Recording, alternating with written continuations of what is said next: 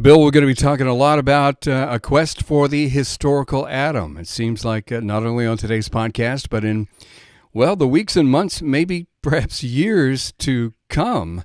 And we're going to look at a couple of articles here about the book that has been released, A Quest for the Historical Adam. And Bill, off the top of the, I need to ask you, what do you think about the reaction so far? Before we get into Schaffner and Coyne here, what do you think about the reaction so far that you've seen just on the initial releasing of the book? Well, just as I expected, Kevin, people on both the right and the left are very upset. And I fully anticipated this kind of pushback. But I have to tell you that I was very naive, because what I did not anticipate is that people would denounce the book without ever reading it. That really did surprise me. And over again, we've seen people misrepresent or misunderstand what I say in the book because they're reacting to it without ever having read it. Wow. Well, here is one man who has read the book. Yeah. He's Stephen Schaffner. He's senior computational biologist in the infectious disease and microbiome program at MIT. It's Stephen Schaffner of MIT. He's there with the Broad Institute and at Harvard as well. And Bill, what's your overall impression of this article? I know that you've had a chance to read it. Schaffner certainly compliments you at the end of the article. He says, "I can only hope that others who work at the intersection of science and philosophy or religion emulate his efforts." I was very pleased with the review overall. I think to have a review in a magazine like Science by a top biologist was really a privilege, and I thank Professor Schaffner for reading the book carefully and interacting with it. I do think, however, he gets a couple of things wrong, and that will probably come out in the course of this podcast. First of all, he says, Craig seeks to answer two questions: whether his theological commitments as a Christian necessitate believing in a historical Adam and Eve, and two, if so, what science can tell us about the couple. And conclusions to the first part of the book: one, the Genesis account is mytho-history, and yet some of Paul's statements in the New Testament require a real historical Adam who was the first human. So, Bill, there are his kind of a nutshell outline of the book. Do you think he got that right as well? I think he understood correctly the questions I'm asking, but he didn't accurately portray my answers. He says that I treat the Genesis account as mythological, and that my reason for believing in the historicity of Adam and Eve is Paul's statements in the New Testament, and that's a misrepresentation. I argue that Genesis is not pure myth, but it is mytho-history. It has an interest in historical persons and events, and this is shown by the genealogies that structure the primeval narratives and turn those narratives into a primeval history. And so already on the basis of Genesis 1 to 11, I'm committed to the historicity of these events described, not simply on the basis of Paul's teachings in the New Testament. He says that not taking this portion of Genesis in a literalistic way, quoting now, will not endear you to creationists, Bill. I'm sure by that he means young earth creationists. Yes, I'm sure that's true. And I think that young earthers have generally not understood the thrust of the book as Schaffner has. Namely, this is an attempt to defend the historicity of Adam and Eve, that this is a literal human couple from whom all humanity has descended. So the fundamental thesis of the book is really quite conservative. It's just that I don't think you have to read the narratives in a sort of wooden, literalistic way. I think that the narratives are clothed with the figurative and often fantastic language of myth.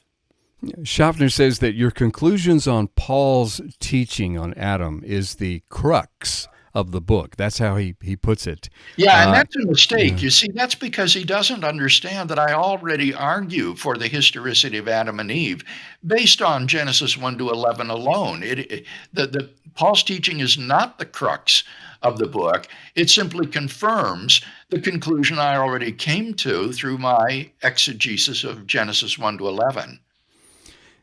Well, yeah, and then he complains that you don't spend enough time developing Paul, that giving it the same treatment that you did Genesis, but that's because, from what you're saying, Bill, that's not the crux. And I was really surprised by Schaffner's overlooking my discussion of Jewish treatments of Adam during the intertestamental period and what is known as Second Temple Judaism.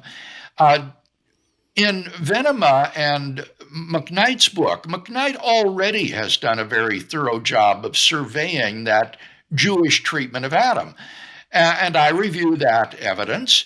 And what I point out is that all of those extra biblical treatments of Adam in Jewish apocrypha and pseudepigrapha treat Adam as a historical person. So they, despite the different theological uses to which they put Adam, they all concur in representing him as a historical person that actually lived. And that provides then background for Paul's own treatment of Adam in Romans chapter 5 and 1 Corinthians 15. So I plead not guilty to Schaffner's claim that I have overlooked the extra-biblical Jewish intertestamental literature related to Adam and Eve. Bill Schaffner says that you do a, quoting, more than credible job, unquote, of synthesizing the conclusions and uncertainties of the scientific literature as to when hominins acquired cognitive capacity. That's another compliment, Bill.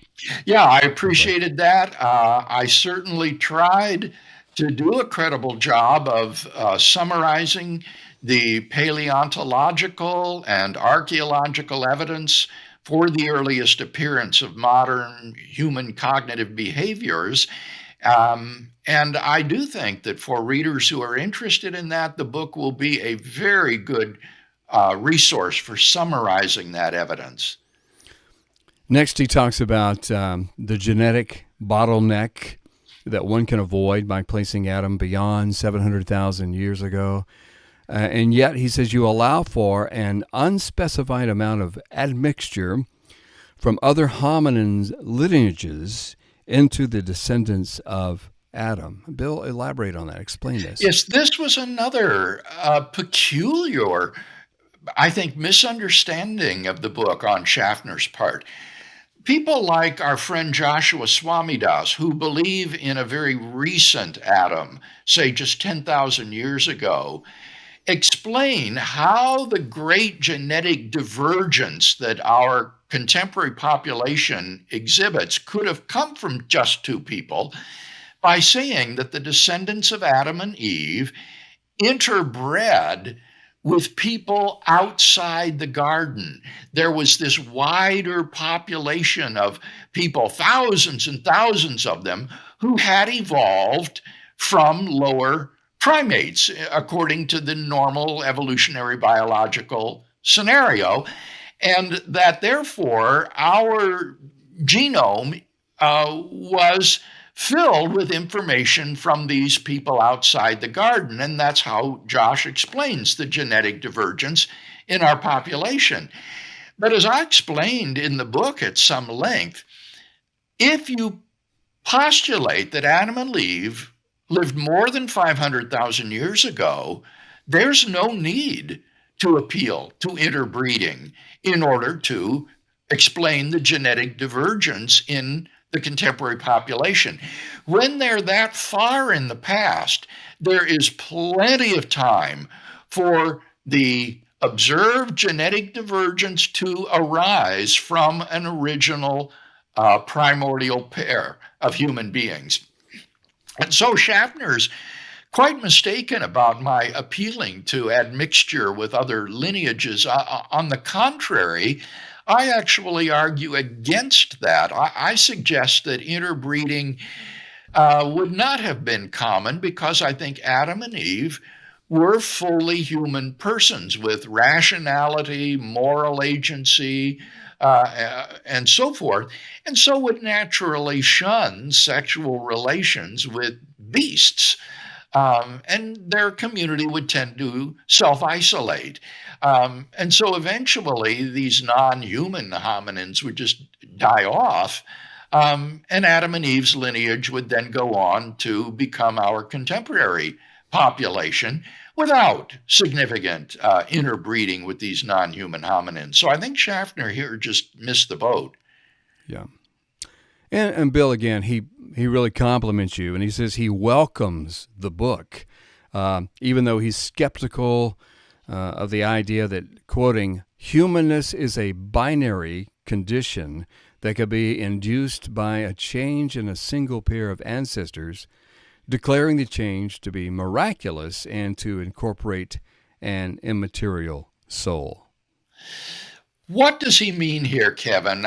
What does he mean by binary, that humanness is not a binary condition? Well, I think what he is saying here is that it's not as though an organism can come from non-human parents and be human in the next generation, that it's not like turning on the light, so to speak, that rather populations evolve across a broad front with slow incremental accretion of characteristics of humanness, and that it's impossible to say at any certain point that the human race began, and before that point it was non-human. Now, I simply disagree with him about that. There's absolutely no scientific evidence that that could not have happened. On the contrary, as I show in the book, we can imagine genetic regulatory mutation that would radically affect the cognitive capacity of a hominin and lift it to human status. And moreover, if God infuses a rational soul into that hominin at that point, you would have something radically new. And I defend body-soul dualism in the book. So I don't see anything about the scenario I suggest that is ruled out by the scientific evidence. The fact is, we just don't know exactly when humanity originated on this planet, and therefore the scenario I propose is fully consonant with the scientific evidence. In fact, Kevin, I was talking with an evolutionary biologist a couple years ago where he said, I don't see how there could not have been a first human being. He said, think of it, at one time there were 0 human beings. And so at some point, somebody had to cross that threshold to humanity, and there had to be a first such person to do so. I think that the problem is these evolutionary biologists are thinking of evolutionary change as being continuous. That is to say, between any 2 points, there's always another point, like on a geometrical line. But while evolutionary change may be continual, that is ongoing, it's not continuous. It's not true that between any 2 points, there's always another midway point. It is discrete. And therefore, since it is discrete, there could very well have arisen through a genetic regulatory mutation a first human being. And science simply doesn't rule that out. Bill, Schaffner indicates in this article that there's not a lot of scientific data due to a lack of interest by scientists in the subject of Adam and Eve. And that you had to, he just kind of indicated you had to do your best with what we have. And then, of course, you've got the ability to bring in some philosophy and theology Yes. like the immaterial soul, and that's what the book is all about. It brings the scientific data, the philosophical and theological data that you're dealing with. But wouldn't it be great if your book sparked an interest and knocked down some of these barriers, and maybe some more scientists would say, maybe we ought to look into Well, that would Adam be, and Eve. yeah, that would be know. fantastic. I have to say, I was a little indignant when Schaffner said that because the scientific literature on this is so scarce, that Craig had to abandon formal scientific literature to look at informal studies. And I thought, well, that's not fair. If the literature isn't there, how can you be said to abandon it? You can't abandon something that's not there. I read all the formal literature that I could get my hands on. And this informal literature that he's talking about is the work of people like Josh Swamidass, which is available on the internet. And simply because it's informally available in that venue doesn't mean that it's not scientifically credible work. He says nothing to undermine Swamidass's genetic modeling that shows that the challenge of population genetics simply evaporates if you go back 500,000 years into the past. So I think he was being rather unfair there, but it would be wonderful if this were to spark greater interest in the study of the first human beings on this planet. Well, Bill, now we need to figure out why Jerry Coyne got things so wrong. At this point, let's discuss this article, which is a response to the Schaffner article. Yes. It says, I don't think Jerry has read the book. Jerry I Coyne don't is, either, Kevin. I couldn't believe the way he presumes to correct Schaffner, a fellow scientist who has read the book and reviewed it, even though Coyne obviously hasn't read the book. Yeah. Coyne is he's well known as an atheist or agnostic, staunch secularist, I believe is the way that you put it. And absolutely, we've discussed him before on some podcasts. Mm-hmm. He says, apparently Craig believes that the story of the first couple in Genesis is mythology, written as a parable, so he doesn't buy a literal Adam and Eve. However, Bill, he says that you do believe in a literal Adam, a first human, and that is based on some statements about Adam in the New Testament, specifically ones in Paul's letter to the Romans. He's talking about the book of Romans there. Yeah, this is almost a ludicrous misunderstanding on Coyne's part. He says Schaffner's got it wrong in saying that Craig believes in a literal Adam and Eve. Coyne says, no, he doesn't. What Craig believes in is just a literal Adam, all by himself, with no Eve. And then he goes on later in his blog to pour scorn upon that straw man that he's erected by saying, of course there would have to be a first human woman as well to be a mate with the first man. And it's so silly because nobody is defending the view that God created a first man all by himself without a human companion. And the position I defend in the book is a literal Adam and Eve, a primordial couple. So this just showed that Professor Coyne had not bothered to read the book, and that he would presume to contradict and correct Schaffner on this it speaks volumes. Let me read what Jerry Coyne said. He said, this is ridiculous for several reasons, that there was just an Adam, the straw man there. The most obvious being the criteria for humanness, which, even if you accept them, must have evolved gradually, not appearing in one instant when Adam was born from a not yet human mother, less cognitive than he. He says, finally, if there is an Adam who is the ancestor of us all, his mate must also have been the ancestor of us all, the ancestor of us all. That is, there must have been an Eve, and if she was from the same population as Adam, she would be human too. Yeah. Straw man, but that's how he put it.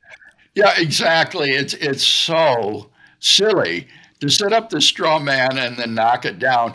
And then his point about the gradual evolution of these cognitive behaviors is really the same point that Schaffner was making, where he says this is not a binary change.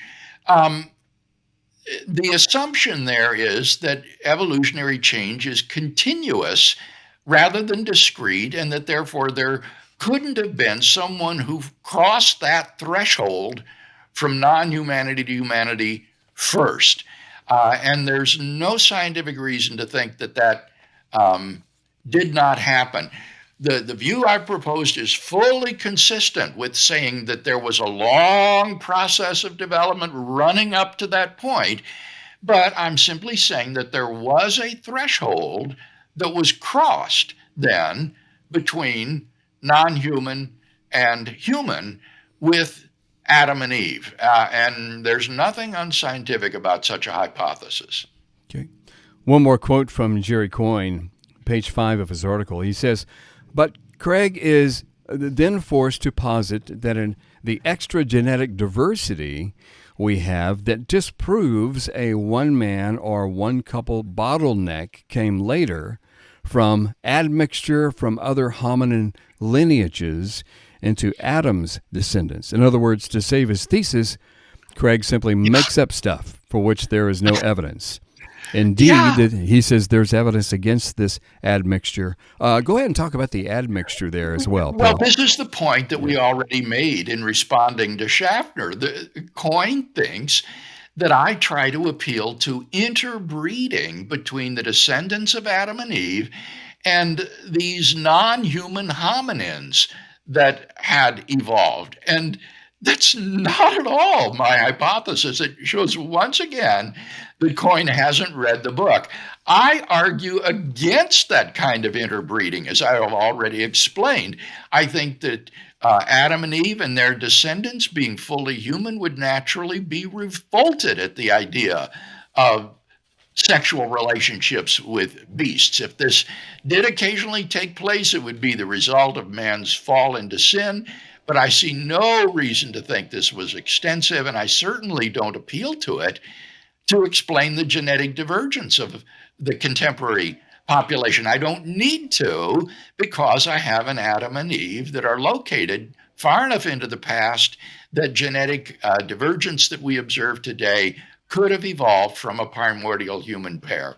So this is just amazing to me. Here's a man who is an esteemed professor of biology, is a scholar, and yet look at how irresponsibly this man interacts with material. He doesn't read the book. He sets up straw men, and then he completely misunderstands the proposal that I'm offering. It's really quite remarkable. Yeah. Bill, in conclusion today, there's study and contrast in these two articles here. Schaffner says, if you want to study a scientific and a theological subject, a scientific subject that has theological implications, ramifications, he says, this is the way you do it. Yeah. Referring to your book. And then Coyne says, theologians have no business coming in with the science, and a little bit of science is a dangerous thing, and this is what it looks like, this kind of train wreck whenever science and theology or philosophy meet together. Yeah, Schaffner writes in a dignified, scholarly, ironic manner. Coyne is a polemicist, angry, lashing out, vituperative. He does not write in the language of scholarly discourse. He's like an angry blogger on the internet.